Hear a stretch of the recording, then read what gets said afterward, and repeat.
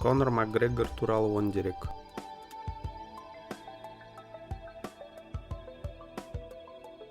Конор Энтони Макгрегор 1988 жылы 14 шілдеде туған ирландиялық кәсіпқой аралас жекпе-жек спортшысы және кәсіпқой боксшы.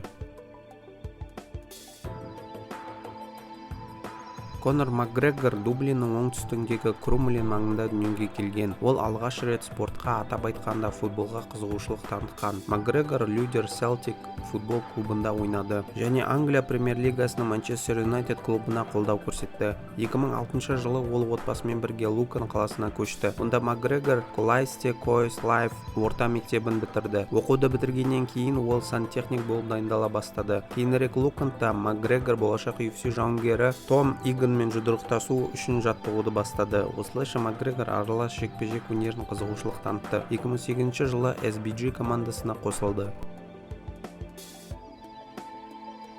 Макгрегор қалыңдығы Ди Девлинмен 2008 жылдан бері қарым-қатынаста. Ерлі-зайыптылардың 3 баласы бар: ұлы Конор Джек Макгрегор, қызы Кроя Макгрегор және ұлы Риан Макгрегор.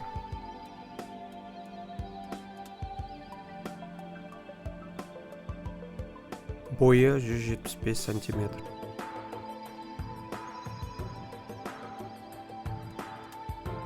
Өнер көрсететін салмақ категориялары: жартылай жеңіл салмақ 60-66 кг, жеңіл салмақ 66-70 кг, жартылай орта салмақ 70-77 кг. Жетістіктері: UFC чемпионатында жеңіл салмақта уақытша чемпион, жартылай жеңіл салмақта чемпион, жеңіл салмақтағы UFC чемпионы. Cage Warriors Fighting чемпионатында жартылай жеңіл салмақтағы чемпион, жеңіл салмақтағы чемпион. Барлығы бір реттен. Аралас жекпе-жектегі статистикасы: өткізілген жекпе-жектер саны 28, жеңіс 22, оның 19-ы нокаутпен, 1-еу әдіспен, 2-еу шешіммен жеңді. Жеңілістер 6-ау, нокаут 2-еу, әдіспен жеңілді 4-еу. Кәсіпқой бокстағы статистикасы: өткізілген жекпе-жектер саны 1-еу, жеңіс 0, жеңілістер 1-еу, техникалық нокаутпен. 2021 жылы ол Forbes нұсқасы бойынша әлемдегі ең жоғары жалақы алатын спортшы атанды.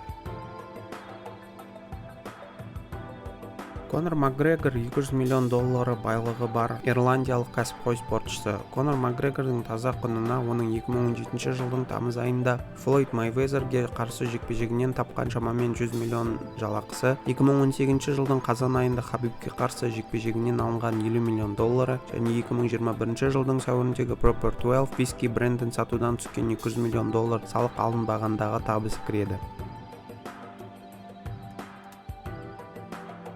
Лақап аты Зонаториус, аты шулы немесе атақты.